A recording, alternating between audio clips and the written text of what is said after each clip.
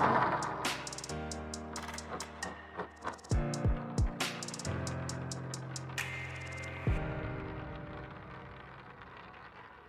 Dear students, welcome to our channel Rajendra Samrat academy. इस video में हम लेके हाजिर है आपके लिए क्लास 11th का पोल साइंस का जो चैप्टर है फर्स्ट संविधान, उसको हम आपको शॉर्ट में ही बता रहे हैं। न्यू जो आपकी सपोर्ट मटेरियल आई है 2023 वाली सपोर्ट मटेरियल को हम इस पर एक्सप्लेन कर रहे हैं आपको, ठीक है। तो यहाँ से आप पढ़ लेना, जो जिन बच्चों ने चैप्टर पढ़ लिया है उनको ज़्यादा बेनिफिट होगा, और जिन्होंने नहीं पढ़ा है वो यहाँ से समझ सकते हैं, ठीक है। एग्जाम के लिए बहुत हेल्पफुल होगा, जिससे आपको अपनी सपोर्ट मटेरियल पढ़ने में बहुत ज़्यादा आसानी होगी।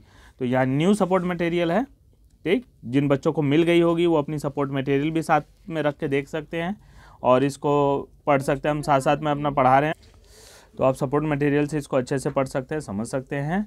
ज़्यादा टाइम ना गवाते हुए चलते हैं हम अपने चैप्टर पे। Okay, so let's start the chapter. संविधान। संविधान तो जानते ही हो कि एक बुक है। कैसी बुक होती है वो? जिसमें क्या लिखा हुआ है? रूल एंड रेगुलेशन, ठीक है। कानून लिखा हुआ है कि जो इंडिया है वो किस तरीके से चलेगी, ठीक है। इस टाइप की एकदम बुक है संविधान, जिसको कहा जाता है, जो डॉक्टर बी.आर. अम्बेडकर के देखरेख में लिखा गया था, ठीक। तो उसी के बारे में हम पढ़ेंगे। संविधान में है क्या, संविधान क्यों ज़रूरी है, हमें क्यों, उसकी आवश्यकता क्या होती है, संविधान है क्या, यही सारा डिटेल बुक के बारे में हम इसमें पढ़ेंगे, जानेंगे कि हमारे लिए इतना इम्पोर्टेंट क्यों है। कभी भी सुना होगा आपने, हर बात में संविधान में ये लिखा गया है, संविधान के तहत ये होता है, कानून के तहत ये किया जाता है, कानून ये है, संविधान में ये है लिखा है, संविधान में वो लिखा है। लेकिन संविधान क्या है ये अभी तक बहुत से बच्चों को नहीं पता है। तो इसलिए हम पहले सबसे पहले क्या करेंगे, संविधान को ही जानेंगे, फिर हम समझेंगे कि ऐसा क्यों कहा जाता है। दिया गया संविधान। संविधान की आवश्यकता हमें क्यों है? संविधान निर्माण का कार्य संविधान सभा द्वारा किया गया। भारतीय संविधान के विभिन्न स्रोत, कौन कौन से स्रोत हैं, इन सब के बारे में दिया गया है। संविधान की आवश्यकता, अब यहाँ बताएगा कि संविधान की आवश्यकता क्यों है। तालमेल बढ़ाना, ठीक, और बुनियादी नियम सुनिश्चित करना, सरकार को शक्ति और सीमाएं लगाना, मतलब सरकार के पास इतनी शक्तियाँ हो, उसकी लिमिटेशंस हो, ताकि सरकार क्या करे, उसको दुरुपयोग ना कर पाए, शक्तियों का दुरुपयोग ना कर पाए। जनता की आकांक्षाओं को पूरा करना, अगर संविधान में सारी चीज़ें ना हो तो जनता की जो उम्मीदें हो पूरी ना हो, ठीक है। तो इस सब पे ये क्या करता है, सीमाएं लगाता है कि सरकार जो भी होगी उसे जनता की सुननी पड़ेगी, जनता की क्या मदद करनी पड़ेगी, जनता की देख रेख करनी पड़ेगी, जनता के सपोर्ट में वो रहेगी, ठीक। संविधान निर्माण का कार्य संविधान सभा द्वारा। अब राष्ट्र की बुनियादी पहचान सुनिश्चित करना, अब इसमें क्या है, संविधान से क्या है, राष्ट्र की बुनियादी पहचान भी सुनिश्चित होती है, ठीक है। तो ये सारी चीज़ों के लिए हमें क्या है, संविधान बहुत ही जरूरी है, आवश्यक है। इसके बाद आता है संविधान निर्माण के कार्य संविधान सभा द्वारा। संविधान सभा प्रतिनिधिपरक, और जो संविधान सभा में कमेटी थी, ठीक, ड्राफ्टिंग कमेटी, उसमें जो लोग थे वो बहुत ज़्यादा परख वाले थे, बहुत पढ़े लिखे लोग थे, जिन्होंने इसको तर्क वितर्क करके हर एक चीज़ से इसे बनाया, हर देश से लिया गया, जहाँ से बहुत सारी चीज़ें अडॉप्ट की गई, जिससे एक संविधान अच्छे तरीके से, उसमें कुछ अपना भी तालमेल उन्होंने किया, अपने तरीके से उसको लचीला बनाया, कठोर बनाया, एज इट इज़। जैसे ये नहीं होता कि यहाँ से उठाया और यहाँ पे हमने सेम पेस्ट कर दिया, कॉपी पेस्ट नहीं किया है, उसमें एडिट किया गया है, ठीक है। सभी समुदायों की भागीदारी, विचार विमर्श और सहमति पूर्वक निर्णय।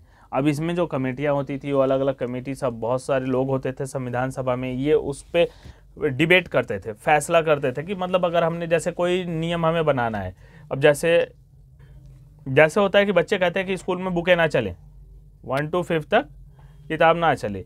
अब इस पर किसी ने कह दिया कि ऐसा होना चाहिए, तो 10 लोग 20 लोग उसमें बैठे हुए हैं, पूरी मीटिंग बैठी हुई है, ठीक है।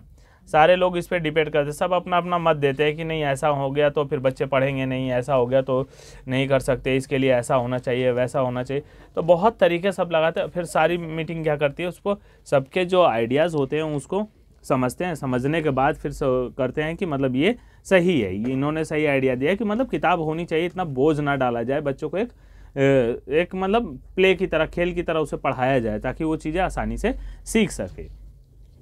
तो यहाँ पे क्या हो गया, ना ही हमने डायरेक्ट उनकी बात मानी बट उस तरीक़ों को अपनाया, लेकिन हल्का कर दिया। ठीक है, किताबों को हमने हल्का कर दिया, अपने तरीके से हमने समझाया। भारतीय संविधान के विभिन्न स्रोत, ब्रिटिश संविधान, अमेरिकी संविधान, कनाडा का संविधान, फ्रांस का संविधान, आयरलैंड का संविधान, ये इतनी जगह से लिया गया है, 1 2 3 4 5। अब ब्रिटिश के संविधान से भी बहुत सी चीज़ें ली गई है, अमेरिका के संविधान से भी ली गई हैं, कनाडा के भी संविधान से ली गई हैं, और फ्रांस के भी संविधान से, एंड आयरलैंड के, इन सब संविधानों से कुछ ना कुछ अच्छी चीज़ें ली गई हैं। तो हम इस चैप्टर में ही आगे पढ़ेंगे कि इन जगहों से, इन देशों से क्या क्या लिया गया है, संविधान में हमारे ऐड किया गया है। तो समझ में आया ना कि मतलब भारत के संविधान में बहुत से देशों से लिया गया है, बहुत से देशों से मतलब ये जो गिनती में है, कुछ और भी देशों से थोड़ी थोड़ी चीज़ें ली गई हैं। ठीक है, यहाँ ज़्यादातर इनमें से फोकस किया गया है, ये 5 देशों में से। ठीक है ना। अब अध्याय के मुख्य बिंदु, अब इस चैप्टर के जो मेन पॉइंट्स हैं वो नेक्स्ट पेज पे तुम्हें यहाँ पे डिस्कस करने के लिए मिला गया है, पॉइंट आउट किए गए हैं। संविधान क्या है, संविधान की आवश्यकता, संविधान का निर्माण, संविधान का स्वरूप, भारतीय संविधान के स्रोत, संविधान का राजनीतिक दर्शन, संविधान की विशेषताएं, व्यक्तिगत उपलब्धि, ये सारे क्वेश्चंस बनते हैं। अब इसमें कहता है ना कि मतलब कि अब इन्होंने कहा कि संविधान क्या है, पहला क्वेश्चन ये बन गया तुम्हारा, संविधान की आवश्यकता हमें क्यों पड़ती है, आखिर संविधान हमें जरूरी ही क्यों है। संविधान का निर्माण, अगर संविधान क्या है हमें पता चल गया तो संविधान अब हमें क्यों चाहिए ये पता लग जाएगा दूसरे क्वेश्चन में।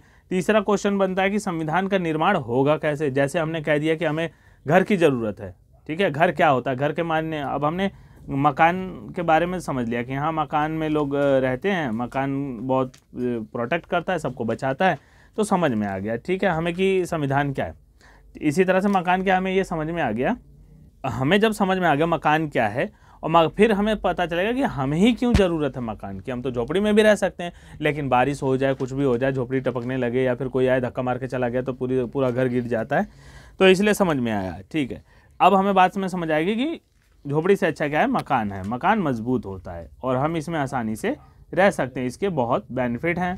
ठीक, अब बात तीसरी पॉइंट आ गया कि हम इसको बनाएंगे कैसे, तब अब हम उसके बारे में समझेंगे कि हमें बनाना कैसे। तो क्या करता है, मौके पे एक दूसरे का, अड़ोसी पड़ोसी का कॉपी करता है ना कि इसका घर ऐसा है, इसका घर ऐसा है, इसका घर ऐसा है, तो अब सबसे मिलके, अब सबको देख के वो बनाते हैं तो उनका कुछ अलग ही बनता है।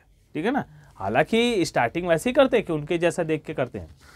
अब जैसे पड़ोस में किसी का घर है, हमने देखा कि इसका घर ऐसे बना हुआ है, ठीक है, तो उन्होंने भी ऐसे बनाया, तो लेकिन उन्होंने कहा कि नहीं हमारा गेट ऐसे रहेगा, हमारे गेट के पास खिड़की रहेगी, बस उसमें कुछ परिवर्तन कर दिया। और तीसरे ने बनाया तो कहा नहीं हमारा घर ऐसे ही होगा, लेकिन हमारी खिड़की दरवाजे ऐसे होंगे, मॉडर्न टाइप के। ठीक, अब सब कुछ ना कुछ उसमें परिवर्तित करें, ऐसे आते हैं ना आजकल की खिड़की दरवाजे जो एकदम गेट से ही जुड़े होते हैं। ठीक है, और उसने कहा कि हम ऊपर थोड़ा सा ऐसे टाइप का बनाएंगे, कुछ बेस तो वही था, ठीक है, लेकिन उसमें परिवर्तन कर दिया गया। ठीक, तो यही कह रहे हैं कि अब संविधान का हम निर्माण कैसे करें, तो घर मकान का निर्माण जिस तरह से, फिर हमें तीसरा पॉइंट मिल गया। तो संविधान का भी निर्माण हमारे पास तीसरा, तो जिनके जिनके बने थे उनका स्टडी किया गया, उनके से जो अच्छा लगा उसको हमने अपने अनुसार उसमें परिवर्तन करके इस्तेमाल किया है। अगला क्या था, संविधान का स्वरूप। अब जैसे मकान बना तो लिया, उसका स्वरूप कैसा होना चाहिए, मकान दिखना कैसा चाहिए, बनाना आ गया तो प्लस्तर पुट्टी सब चीज़ करना है तो कैसे लुक कैसा आएगा, संविधान होगा कैसा, वैसे इसका स्वरूप बनाया। भारतीय संविधान के स्रोत, अब किस किस स्रोत से बनाया, कैसे कैसे बनाया, इसके बारे में, मकान कैसे कैसे बनाया, ईंट बालू रेता ये सब मिला के, सीमेंट मिला के तो बना, तो यही चीज़ है कि मतलब किन किन स्रोतों से ये बना है। संविधान का राजनीतिक दर्शन, अब कह रहे हैं कि राजनीतिक दर्शन क्या है, इसका राजनीति पे क्या असर पड़ेगा संविधान का। संविधान की विशेषताएं, उसकी विशेषताएं क्या है, जैसे हमने घर बना लिया, अब हम कहेंगे नहीं हमारा घर गर्मी में ठंडा रहता है और ठंडी में गर्म रहता है, ये उसकी क्या कोई क्वालिटी हो गई। ठीक है, हवा जरा से भी चलती है तो घर के अंदर तक एकदम हवा लगती है, ये उसकी विशेषता हो गई। ठीक है, तो ठीक इसी तरह संविधान की विशेषता क्या है, संविधान ऐसा बनाया तो इससे इसकी खासियत क्या है जो बना है, ठीक है, सबका तो बना है, लेकिन हमारा संविधान में क्या खासियत है? व्यक्तिगत उपलब्धि। अब इससे जो रहेगा, जो इसे फॉलो करेगा, उसको क्या फ़ायदा होगा, है कि नहीं? जैसे तुम हो, तुम्हें संविधान की जानकारी नहीं है, तो लेकिन जब तुम्हें जानकारी होगी तो पता लगेगा ना तुम्हें संविधान से हमें क्या क्या फ़ायदा होता है। ठीक है, तो यही सारा चैप्टर हम इसमें पढ़ेंगे, सारे पॉइंट्स को हम इसमें क्लियर करते हैं। पूरे जो पोल की बुक है ये आपकी संविधान वाली, इसमें सारी चीज़ें हमें मिलेंगी। तो देखो, पहला पॉइंट यहाँ पे डिस्कस कर रहा है कि संविधान क्या है। तो अच्छा, एग्ज़ाम में अगर आपको लिखना भी है तो बेटा इस तरीके से आप इसको प्रेजेंट कर सकते हो। ये देख रहे हो ना, बहुत खूबसूरत ढंग से ये आपको एक आइडिया दिया गया है, इस तरह से आप लिख सकते हो। बीच में लिख दिया संविधान क्या है, और एरो बना के एक मैप बना के उसको दे दिया कि हाँ भाई देखो संविधान ऐसा होता है, संविधान में ये चीज़ें होती है। जैसे संविधान क्या है, तो जनता की विशिष्ट आकांक्षाओं को पूरा करने का साधन। अब ऐसे पहले हम लोग लिखते थे संविधान क्या है, हेडिंग डाली, संविधान निम्न प्रकार से, पहला पॉइंट, दूसरा पॉइंट, तीसरा पॉइंट, चौथा पॉइंट लिख लिया। लेकिन वो अब ये क्या होगा, पुराना तरीका हो गया। ठीक है, अब इसको प्रेजेंट करने के लिए हम इस तरीके से लिख सकते हैं। अगला पॉइंट में कहता है कि ये देखो, आकांक्षा मतलब उम्मीद होती है। ठीक है, अब जनता की उम्मीद ही तो होती है, तभी तो सबको क्या करते हैं, वोट डालो, ये हमारे एरिया में अच्छा काम करेगा, ये हमारे बाद में भले वो ना झांकने आए। ठीक है, एक उम्मीद से ही तो वोट डालती है जनता। तो यहाँ पे क्या है कि उनकी आकांक्षाओं को पूरा करने का साधन है। राजनीति प्रक्रिया के मूल ढांचे का निर्धारक। अब अगला पॉइंट है सरकार तथा जनता के बीच संबंध का विनिमय। अब कह रहा है कि अब ये हो गई सरकार और ये हो गई जनता। जनता तो बहुत ज़्यादा बड़ी है, ठीक है ना। अब इनके बीच में तालमेल कैसे बैठेगा भाई? अगर संविधान में लिखा नहीं रहेगा कि तुम 5 साल के बाद फिर ज़मीन पे आ जाओगे, तो ये क्या करेंगे, इनकी तो कोई वैल्यू ही नहीं रखेंगे, है कि नहीं। इसलिए इन्हें पता है, ये जो गवर्नमेंट है ना, गवर्नमेंट को पता है कि हम 5 साल बाद क्या करें, क्या होगा हमारा, कि ये ज़मीन पे आ जाएंगे। तो ये जानते हैं, इसलिए ये ऐसा नहीं करेंगे कम। तो अब इन्हें पता है कि 5 साल में चुनाव होगा।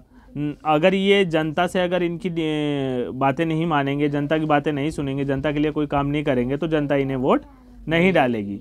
जब जनता वोट नहीं डालेगी तो इनका राम नाम सत्य हो जाना और ये आ जाएंगे तुरंत ज़मीन पे। और जो सरकार है, अगर जनता की नहीं सुनती है, और ये जनता की सुनने पे क्यों बाध्य है, क्योंकि इन्हें संविधान में लिखा गया है कि हर 5 साल पे जनता तुम्हें बदल सकती है। तो इसलिए ये संविधान की ही देन है कि सरकार जनता की तरफ झुकी रहती है। नहीं तो सरकार एक बार जीतने के बाद ये जनता को पूछे भी नहीं। और संविधान ही इतनी पावर देता है कि बीच में भी चाहे तो सरकार को भंग की जा सकती है। अगर सरकार का समर्थन खत्म हो गया, जैसे कि इसके एमएलएज हैं, नेता मंत्री जो हैं सपोर्ट नहीं दें, समर्थन वापस ले लें, तो ये क्या होगा, सरकार खत्म हो सकती है। तो बहुत सी चीज़ें हैं जो आगे हम धीरे धीरे समझेंगे संविधान में हमें क्या क्या मिलता है। ठीक है, अगला पॉइंट है सरकार के 3 प्रमुख अंग, विधायिका, कार्यपालिका और न्यायपालिका। ये सरकार के 3 प्रमुख अंग हैं। ठीक है ना, तो सरकार इन्हीं पे चलती है, जो गवर्नमेंट होती है इन्हीं के बल पे चलती है। ठीक है ना, 3 अंग पे, विधायिका, कार्यपालिका और न्यायपालिका। आगे हम इनके चैप्टर भी पढ़ेंगे, तो यहाँ से उम्मीद है आ रहा होगा समझ में। फिर आगे चलते हैं कि अगला पॉइंट हमारा आ गया, संविधान की आवश्यकता क्यों है। पॉइंट नंबर 2 है ये हमारा। ठीक है ना, अब देखो क्यों आवश्यकता है, वहाँ पे जो कहा गया था वो चीज़ें यहाँ समझाई जा रही है। मनुष्य एक सामाजिक प्राणी है। अब हम लोग सामाजिक प्राणी हैं ना, अगर हम लोग सामाजिक प्राणी नहीं होते तो हम सोसाइटी और समाज के बीच में रहते ही क्यों। ठीक है, जंगलों में जानवरों की तरह रहते, अकेले पड़े रहते, कहीं पेड़ पे अटके रहते, या कुछ भी मतलब पड़े रहते एक तरफ। लेकिन हम क्या है, समाज में रहते हैं, हमारा एक समाज है, हमारे जो आसपास जो लोग रहते हैं वो हमारा समाज है। बहुत लोग होते हैं कहते हैं कि कास्ट हो गई, ये कास्ट वाले का ये समाज हो गया, SC हो गए, ST हो गए, OBC हो गए, सबका अपना अपना समाज कहते हैं।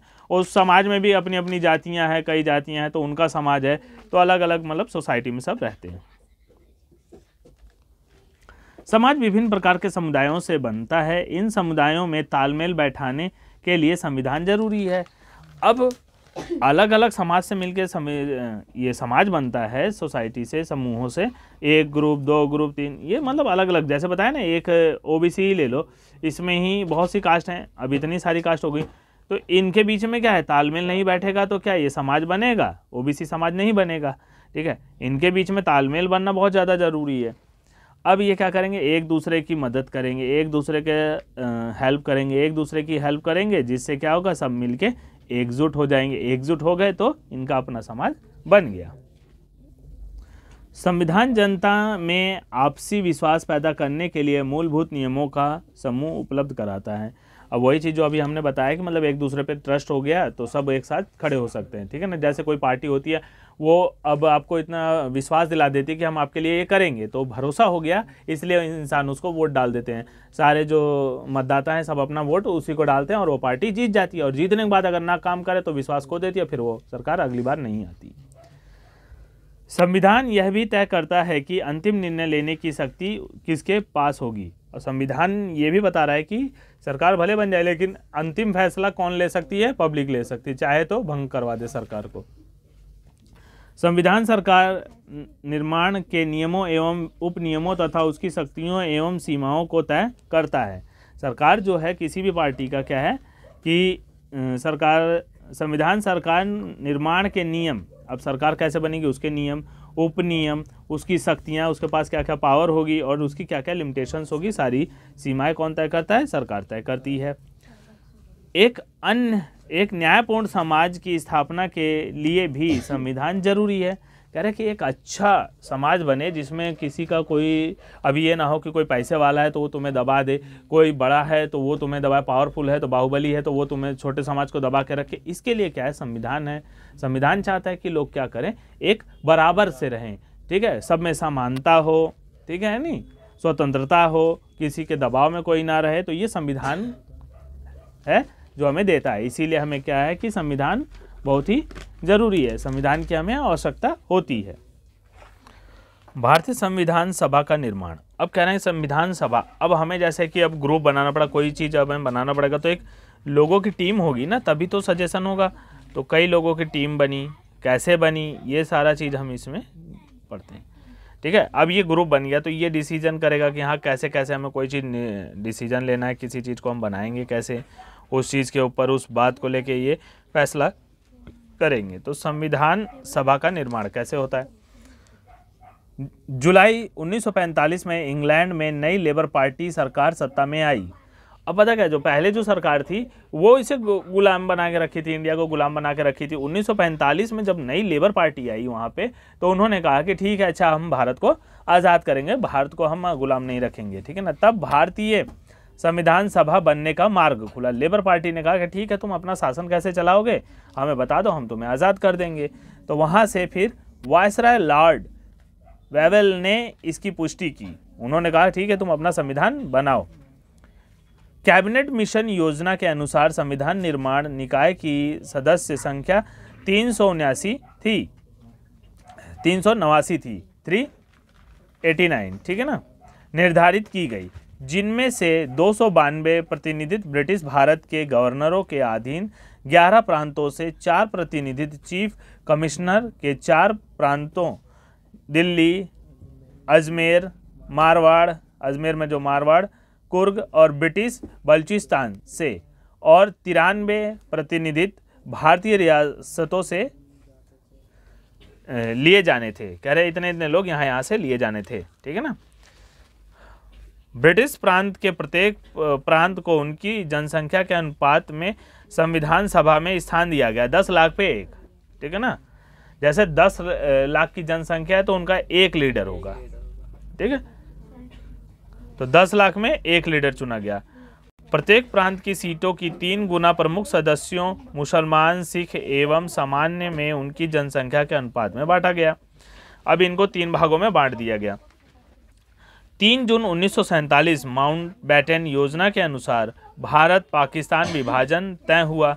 अब बीच में ही क्या हो गया, संविधान तो बनना शुरू हो गया था, इतने लोग थे, भारत पाकिस्तान सब एक ही साथ था, तब तो 389 मेंबर्स थे इसमें। लेकिन बीच में ही क्या हो गया, माउंटबेटन योजना के अनुसार भारत पाकिस्तान अलग हो गया। कब हुआ, 3 जून 1947, हाँ 1947 को, ठीक। अब ये 3 जून को अलग हो गया, विभाजन तय हुआ।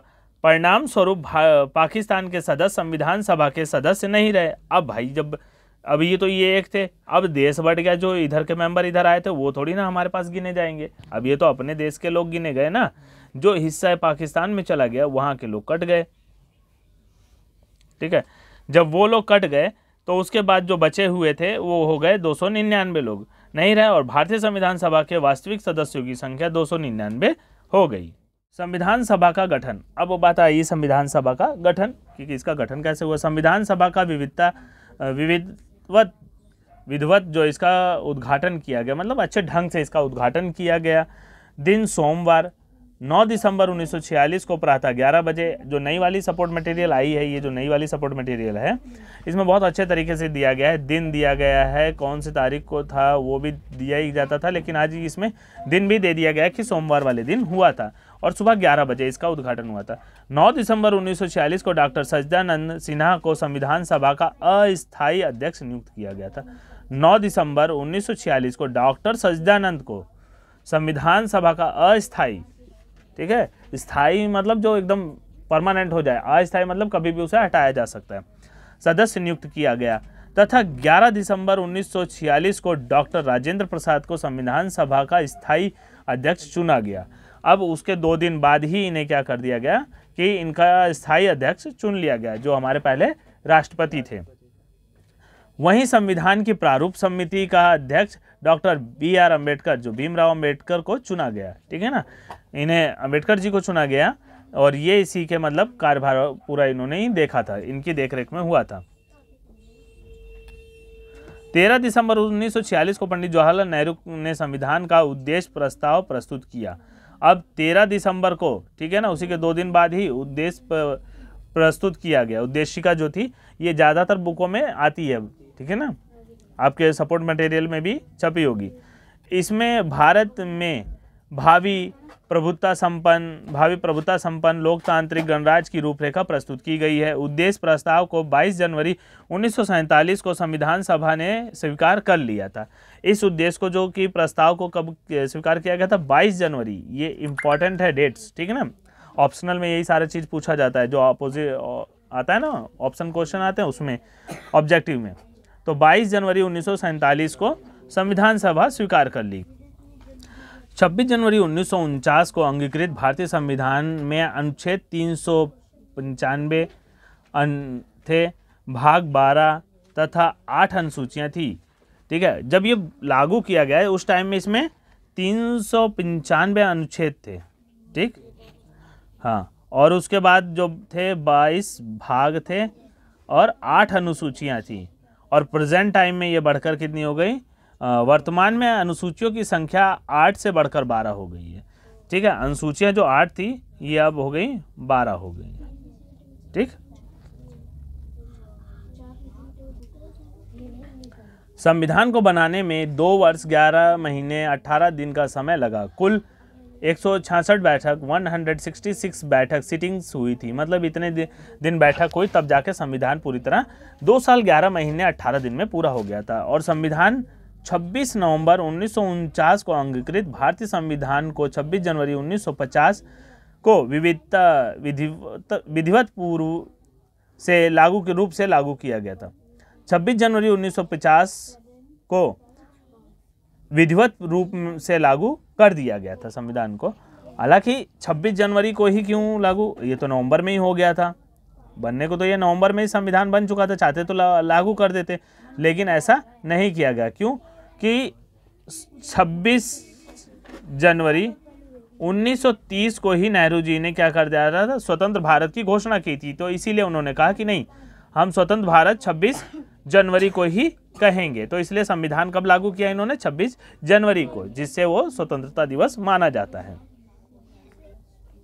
यहाँ तक तो समझ में आ गया होगा संविधान के बारे में। फिर अगली हेडिंग है संविधान सभा प्राकृतिक और स्वरूप, ठीक है। अब इसमें किस तरह से होता है, जो इसका निर्वाचन, सभा का निर्वाचन कैसे हुआ। प्रत्यक्ष निर्वाचन, प्रत्यक्ष मतलब डायरेक्ट वोटिंग हो गई और डायरेक्ट लोग सेलेक्ट होके आ गए, ठीक है। सभी समुदायों की भागीदारी, इसमें सभी ग्रुप, जैसे भी 8-10 ग्रुप है, सभी ग्रुपों की क्या होगी, भागीदारी होगी।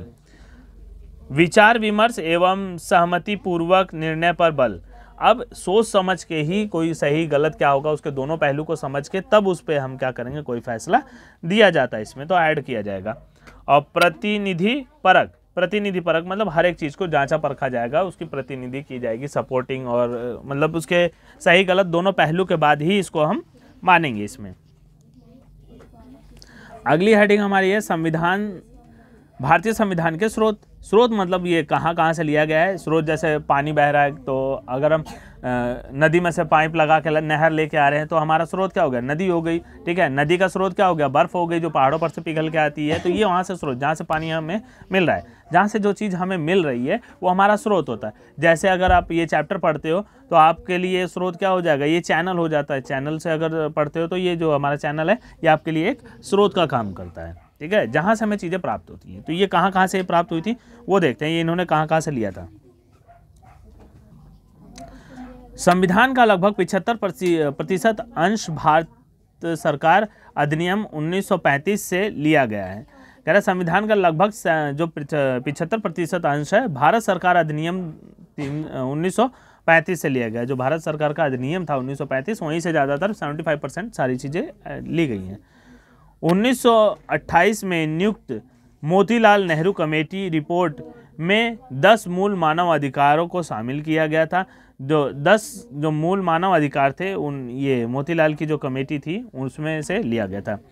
अन्य देशों की संवैधानिक प्रणाली से भी कुछ बातें भारत के संविधान में समाहित की गई हैं। जैसे कह रहे कि यहाँ से तो लिया गया था अधिनियम 1935 से 75% ली गई है बातें, और उसके बाद 1928 में जो मोतीलाल की कमेटी थी वहाँ से 10 मानव अधिकारों को लिया गया, और बाकी जो दूसरे देशों से लिया गया। तो देखते हैं हम कौन कौन से देशों से चीज़ें ली गई हैं। ब्रिटिश संविधान। अब पहला है जो ब्रिटिश संविधान, सर्वाधिक मत के आधार पर चुनाव में जीत का फैसला, मतलब जिसको जब सबसे ज़्यादा वोट मिलेगा और वही जीतेगा, ये फैसला कहाँ से हुआ, ब्रिटिश संविधान से लिया गया है।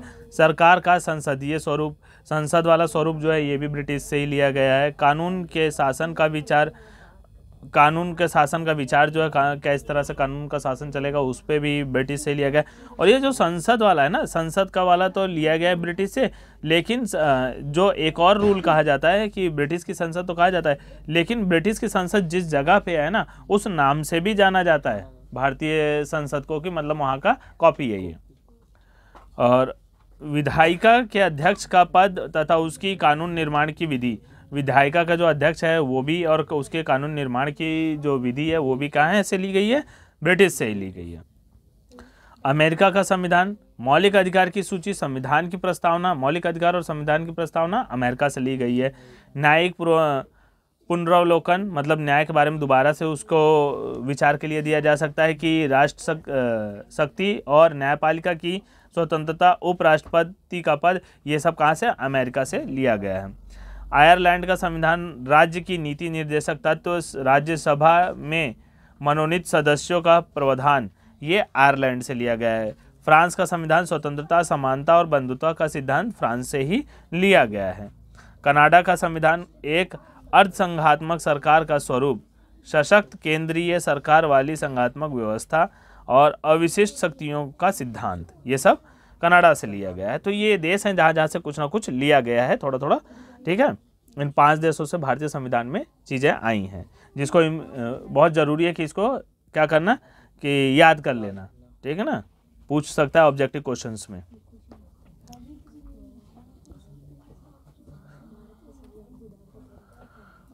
इसलिए भारत के संविधान को उधार का थैला कहा जाता है। क्यों?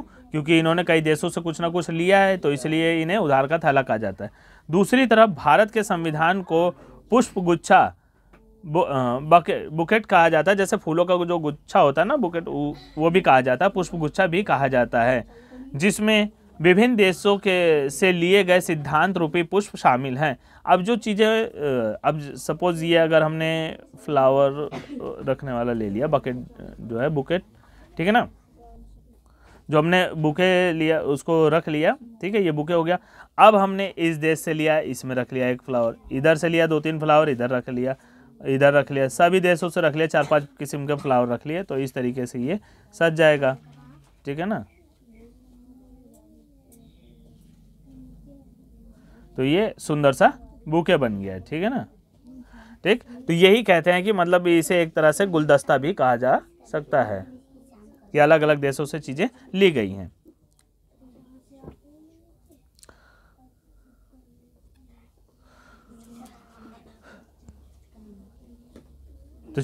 तो वीडियो यहीं पे स्टॉप करते हैं क्योंकि वीडियो ज़्यादा लंबी ना हो जाए, इसलिए आपको आसान रहे थोड़ा थोड़ा पढ़ने में। यहाँ तक फर्स्ट पार्ट वीडियो हो गई, फर्स्ट पार्ट हो गया ये, और सेकंड पार्ट में इसके आगे के जो पेज हैं, ठीक है, वो हम डिटेल करेंगे, उसके बारे में पढ़ेंगे, उसको समझाएंगे। यहाँ तक उम्मीद है समझ में आ गई होगी।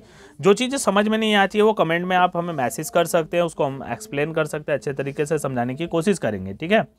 तो बच्चों ज़्यादा से ज़्यादा कोशिश करना, आप इसको अगर बुक से नहीं पढ़ सकते तो वीडियो ही देख देख के आप पढ़ डालो, चीज़ें ज़्यादा समझ में आएगी। एग्ज़ाम सर पे आ चुके हैं, ठीक। ओके बाय स्टूडेंट्स, मिलते हैं फिर नेक्स्ट वीडियो में। जिन्होंने चैनल को सब्सक्राइब नहीं किया है वो चैनल को सब्सक्राइब कर लें, क्योंकि आपके काम की सारी वीडियो इस पर मिल जाएंगी। Okay bye students.